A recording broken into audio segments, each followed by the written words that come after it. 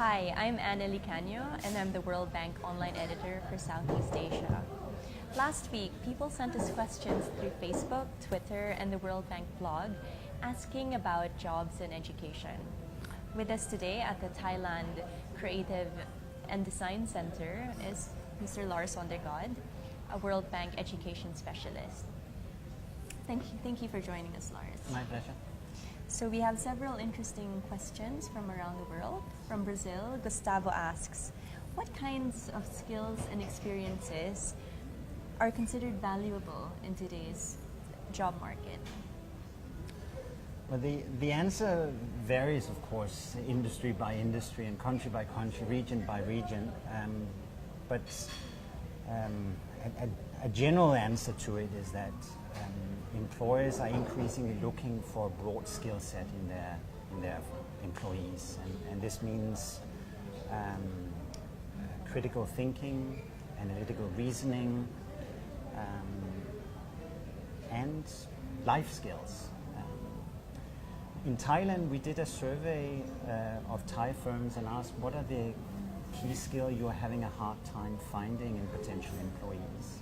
And the number one skill that they were having a hard time finding was English language skills. This is somehow related to the second question from Kirsten in Singapore. She asks about academic skills versus life skills.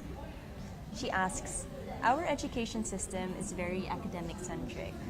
How can we compete with graduates from other countries who may not come from universities that are as strong academically, but who produce graduates with skills that make them stand out? Well, I think the lesson for everyone in university is that given that firms are looking for this broad set of skills, to make sure that journey through university, you as a student take responsibility for building more than just academic skills. And so that means making sure that outside of the classroom, whether on an internship or on some campus activity, volunteering on the sports fields, with your church, you are building some of these life skills that you can then demonstrate to potential employers that you have. From China, how can graduates from non-famous universities compete with those that graduated from well-recognized schools? I like this question a lot because it points out one of the things that I think need to change in university across the world, and that is the name on your diploma matters a lot more than you being able to demonstrate that during that process of acquiring that diploma, you are now mastering a certain skill set. And how can fresh graduates who have no working experience know that the jobs they are looking for are a good fit? I think the lesson for everyone who has just graduated or about to graduate is that the workplace or work life that they are facing is a very different one than our grandparents they faced. In the sense that the first job is likely not to be the job you will stay in your entire career. Most of us will be moving from firm or employer to employer, maybe even change careers several times in our lives. And the important thing, I think, is not to look for the perfect fit in that first job, but rather to make sure that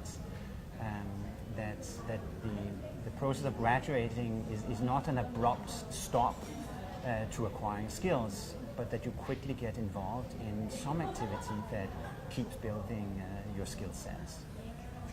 We still have many questions, but unfortunately only time for one more. There has been a surge in university enrollment in some countries.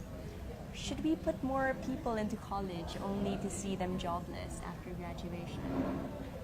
It's true. Enrollment in higher education has gone up in almost all countries around the world, and in some instances doubled or tripled or even quadrupled over 10, 20 years. But in most places, it is still the case that completing a university education is a very good investment from the individual's perspective, meaning the likelihoods that you will find a job and the likelihood that you will make more than you would have otherwise is still much higher. Now, this may not be the case forever, as more and more people they graduate. This may change, but it is still the case that completing university is a very good investment from the individual's perspective. Thank you for your insights, Lars. Lars will answer the rest of your questions through the World Bank blog. Thank you very much for watching World Bank Live.